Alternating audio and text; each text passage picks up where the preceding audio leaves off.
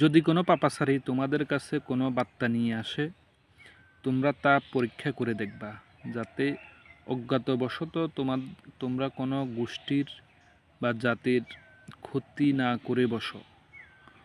সূরা হুজরাত আয়াত 6।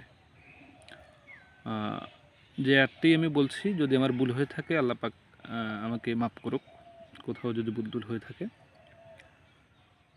বাংলাদেশ জামাত ইসলাম সম্ভবত ওরা ওই যে কি বলে, বাসানী সাহেব আমার সম্ভবত মাওলানা বাসানী একটা কথা বলছিল যে জামাত ইসলাম মানে ইসলাম না। তারপর এই তো নির্বাচনের কিছুদিন আগে বাংলাদেশ জাতীয় মসজিদের খতিব বায়তুল মোকাররমের খতিব একটা কথা বলেছিল যে কোনো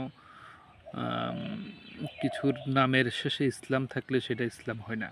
হ্যাঁ, তো ওদের কথাই মনে বারবার প্রমাণ দিচ্ছে বাংলাদেশ জামাত ইসলাম। ওরা যেভাবে বিএনপি এবং তারেক রহমানের বিরুদ্ধে বার মিথ্যা ঘটনা রটাচ্ছে, মিথ্যা গুজব রটাচ্ছে। হ্যাঁ, আমার কাছে মনে হয় ওরা কখনো আসলে কোরআন মাজিদ উল্টাইও দেখে নাই, এবং কোরআন মাজিদের এই আয়াতটা সম্পর্কে ওরা হয়তো জানে না। সূরা হুজরাতের 6 নম্বর আয়াতটা সম্পর্কে জানে না। তারপর রসুল পাক সাল্লাল্লাহু আলাইহি ওয়াসাল্লামের একটা হাদিস আছে, ভুল হয়ে থাকলে আল্লাহ পাক আমাকে মাফ করুন। সেটা হচ্ছে এরকম যে একটা মানুষকে মিথ্যাবাদী হওয়ার জন্য এতটুকুই যথেষ্ট, সে কোনো কিছু শোনার পরে যাচাই করে শুধু ওটাই বলে বেড়ায়। হ্যাঁ, যাচাই করে ওঠে বলে বেড়ায়, এবং সেটা যদি মিথ্যা হয় তাহলে ওই লোকও মিথ্যাবাদী।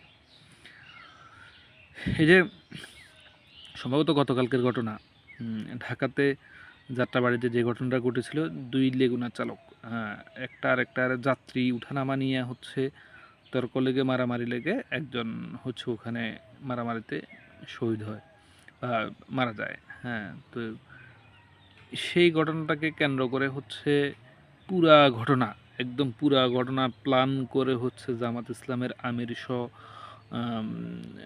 ওই যে কি বলে বটবাহিনীর প্রধান, লুঙ্গির তলে থাকা অন্যতম সৈনিক সাদেক কায়েম সহ যারা আছে সবাই ফেসবুকে এটাকে হচ্ছে যাচাই না করে, হয়তো ওরা জানতো আগে থেকে ঘটনা কি হয়েছে, ঘটনা কি সেটা জানতো, কিন্তু মিথ্যা রটানোর যে ব্যাপারটা ওরা